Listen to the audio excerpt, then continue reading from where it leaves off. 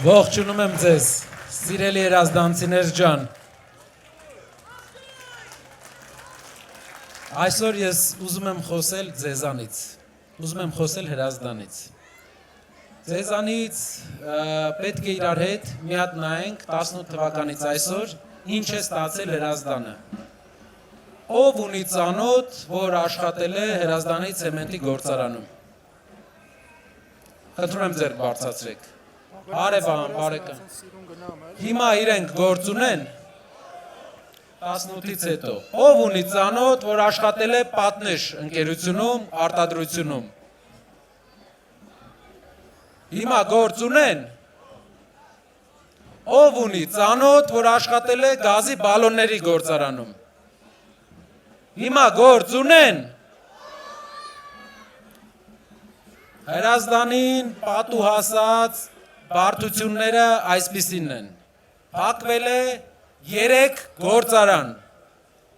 Մատին չի տրվել գործարանների վերականգնման։ Ձեր բարեկամները, ձեր շրջապատի մարդիկ տունը էլ չեն կարողանում պահեն, որովհետև այդ գործարան բացողները ով պետք է բացեր։ Այդ ժամանակ զբաղված էին եգիպտացորեն ուտելով, պարելով, Ֆրանսիա գնալով, բայց ոչ Հայաստանի արդյունաբերական հսկային վերագործարկելուն գոնե մի ժամ հատկացնելու։ Ես ձեզ մի բան եմ ուզում ասեմ եւ այս խոսքը ուզում եմ դուք ֆիքսեք։ Հրազդանի ցեմենտի գործարանը 8 ամսվա ընթացքում փոփոխություններից հետո մենք վերագործարկելու ենք։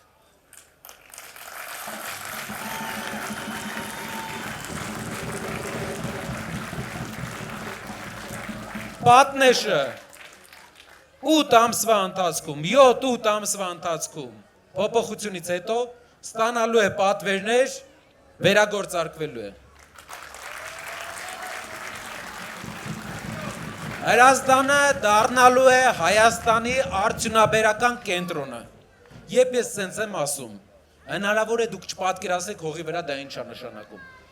Տասնյակ միլիոնավոր դոլարների աշխատավարձեր, հազարավոր մարդկանց գործի տեղեր։ Հրազդանը գտնվում է Հայաստանի կենտրոնում, սահմաններից հեռու, երկաթուղային լավ գծի վրա, էներգետիկ կենտրոնն է, ամենաիդեալական տեղն է իր աշխատասեր բնակչությամբ արտադրություններ հիմնելու, որով ես զբաղվել եմ, մինչև ես քաղաքականությամբ զբաղվել եմ։ Ու ամեն շաբաթ եղել եմ Հրազդանում ու տեսել եմ ձեր աշխատանքը։ Ասեմ ավելի հաճելի գործեր կան այս քաղաքականությունը։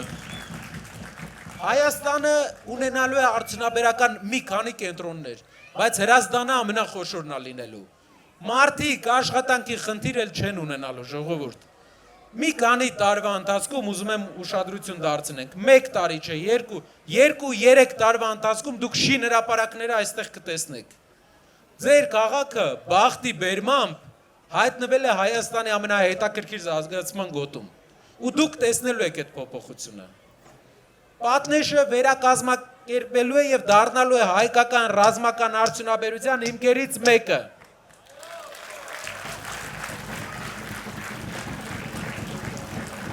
Ինչու է սա կարևոր։ Եթե մարդիկ գործ չունեն, ճիշտ է, ասֆալտը արվում է, ժողովուրդ, բարձուրը կա, բայց գործ 3 գործարանա ձեր քաղաքում փակվել։ Մեկը պետք է պատասխանատվություն կրի։ Տեցը, Հրազդանի տեցը, եթե իրենց հույսին թողեինք, էտել էին ուզում նույն օրին արժանացնեին։ Լավ է, նոր տեխնոլոգիաներով նոր լուծումներ ենք ման գալիս։ Մեզ պետք է երկրի ղեկավարությունը կոնկրետ զբաղվի մի բանով, աշխատատեղերի ստեղծումով։ Դա ստեղծելու է միջին խավ մեր երկրում։ Մարդիկ հնարավորություն են ունենալու կրթության տալ իրենց երեխաներին։ Մարդիկ չեն լքելու Հայաստանը, մնալու են Հայաստանում։ Մեզ պետք է, որ հայերը չլքեն Հայաստանը։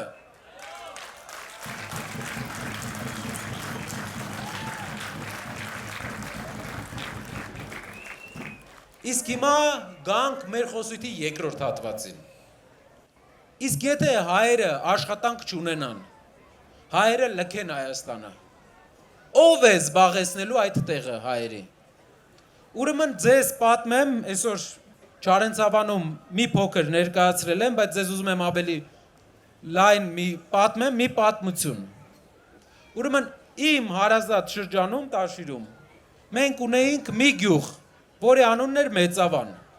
Գյուղը Վրաստանի սահմանի վրա էր։ Սահմանից այն կողմ փոքր ադրբեջանական գյուղ էր Վրաստանում։ Փոքր 88 թվականին ադրբեջանական գյուղի դպրոցը մի մանկապարտեզի չափ տեղ էր։ Մեծավանի հայկական դպրոցները 3-ն էին։ Անցել է 35 տարի, ավել։ Ժողովուրդ, Մեծավանում փակվել են համարյա բոլոր դպրոցները բացի մեկից։ Մեծավանում մնացել է մեկ դպրոց, իսկ մի քանի 100 մետր սահմանից այն կողմ ադրբեջանցիները սարքում են իրենց երկրորդ մեծ դպրոցը։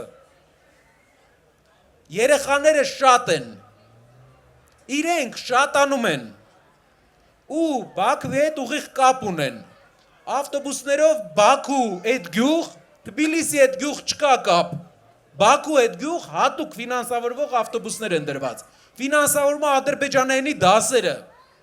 Հայաստանի սահմանից մի կիլոմետր հեռավորության վրա։ Ադրբեջանը ամեն ինչ անում է, որպեսզի Հայաստանը ակցիանի մեջ վերցնի։ Հիմա ձեզ մի բան ասեմ։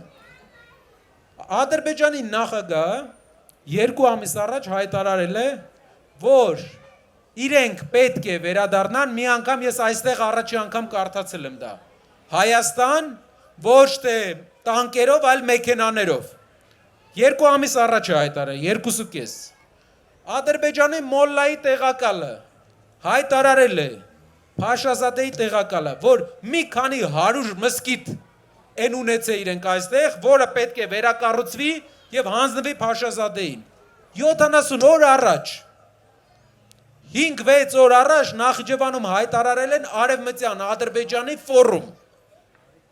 Գալիս ենք Հայաստան, մեկը միասում ենք ոչ մի խոսք դրա մասին։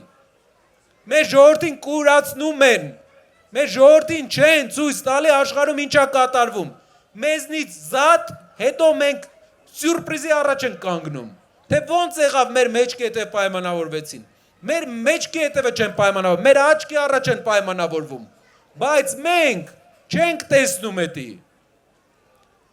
Հիմա կասեք Ադրբեջանն ասում է, մենք ոչ թողեցինք ադրբեջանցիներին։ Լավ, եկեք նայենք ինչ ա ուզել Ադրբեջանը ու ինչա ստացել։ Ադրբեջանը ուզում էր Արցախի շուրջ 5 շրջանները։ Ստացավ։ Ադրբեջանը ուզում էր Լաչինն ու Կարվաճառը։ Ստացավ։ Ադրբեջանը ուզում էր ամբողջ Ղարաբաղը, հետո ստացավ։ Ադրբեջանը ուզում էր Սյունիքում ճանապարհ, իր երկրի հետ կապ չունի այդ ճանապարհը։ Ոչ մի բան հետ կապ չունի այդ ճանապարհը։ Ստացավ։ Ադրբեջանը ուզում էր սահմանադրություն փոխենք։ Հայտարարեցին, որ փոխում է։ Ժողովուրդ ի՞նչն է ուզել, որ չեն տվել այս մարդիկ։ Ինչ է ուզել Ադրբեջանը, որ այս մարդը ասել է չէ, ու 3 ամիս հետո էլ ասել չէ։ Սկզբից ասում է չէ, հետո ասում է հա։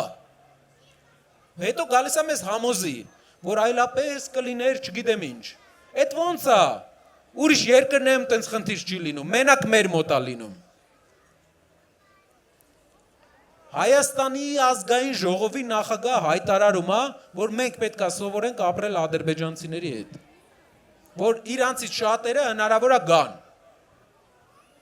որ պետք է առևտուր սկսենք իրանց հետ անել։ Հայտարարում է սոցիալ նախարարը ազգային ժողովի հարթակից, որ մենք պետք է սովորենք, որ Հայաստանը մենակ հայերի համար չի։ Այ մարդ, այդ ոնց եղավ ադրբեջանցիք չապրեցին հայերի հետ։ Ադրբեջանը մենակ ադրբեջանցիքի համար է, Բաքվից, Սումգայիթից ժողովրդին քշեցին, Արցախից ժողովուրդը ստիպված ելավ։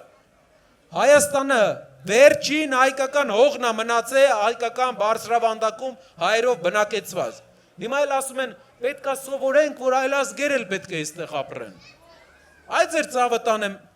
10%-ն է մնացել, կլինի էս էլ մերը մնա։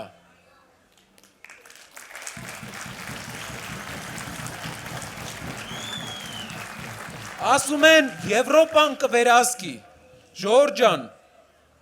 Սաֆարովը որտեղ կացնա արեց հայկական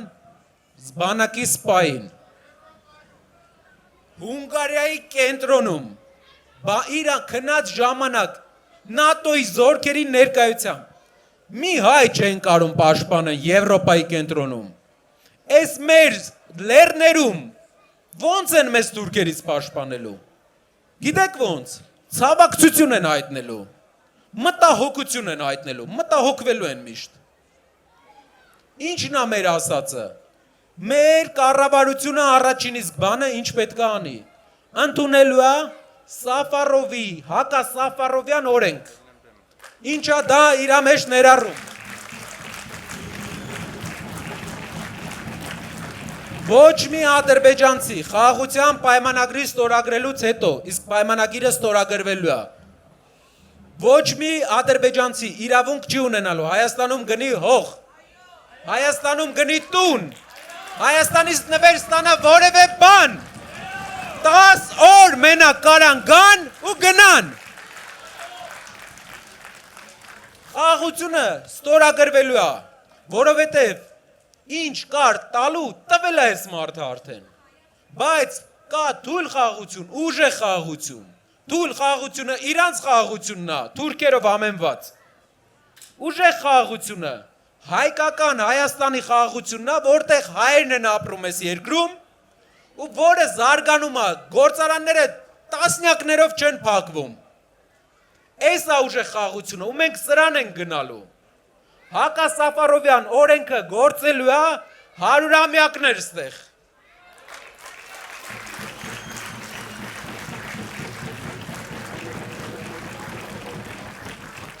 Սիրելի երազդանցիներ,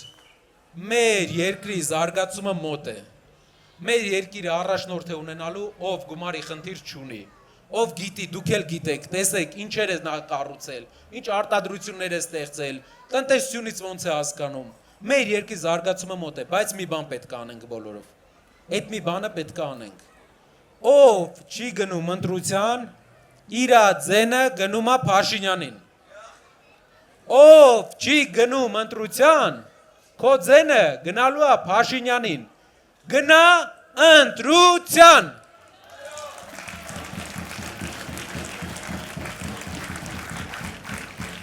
Ասա ոչ, Հրազդանը առանց գործարան թողած, պետական պարտքը ավելացրած ու մարդկանց վրա մունատ եկող իշխանությանը։ Փոխենք մեր երկրի առաջնորդին, որ իրանք գնան ստեղից, փոխենք մեր երկրի առաջնորդին, որ նրանք չգան ստեղ։ Շնորհակալ եմ ձեզանից, սիրելի երազդանցիներ, այս լավ, այս սրտագին նոր ես շատերի հետ շփվեցի, ընդունելության համար, որպես հուշ, եթե դուք դեմ չեք, գիտեմ տարիքով մարդիկ էլ կան, կարող են նկարվենք իրար հետ։ Կարող եք, ով հեռախոս ունի, միացնի։ Եթե հնարավոր է, որ շատ գեղեցիկ լինի, միանում է, շատ սիրուն է, մի քիչ է կսպասենք, մի քիչ էլ հրաշալի է, այո, շարժելով, այո, Հայաստան! Ուժեղ Հայաստան! Որել մատ հայցարը կամուտ շի օրովի, հավատ հայ բարը հաներ արևի, անդատար ես դարը հային չի խնայել, ծանդրացած ես քարը, ժամեք հայքայել, ես կողքիտ եմ ուժը հոգիտ է, շատ գեղեցիկ է, շարունակենք! Հայ սիրտեր էր ներում, վեր է ելնելու, ուշտա, լույստա, մեզ վեր տանի, հայ սիրտեր էր ներում, նոր է ելնելու, սերտա, թեվտա, Հայաստանի, ուժեղ, Հայաստան, հավատքիս անուն է հայր Սուրբ Հոգի Քրիստոս, մեր մեծ պարտարյուն է տղերքի հերոս, երազանք ու նպատակ պետք է պահենք անվախ, հայկական երկնքի տակ, քեզ տեսնենք արցախ, ես կողքիդ գիտեմ ուժը հոգիդ է իմ Հայաստան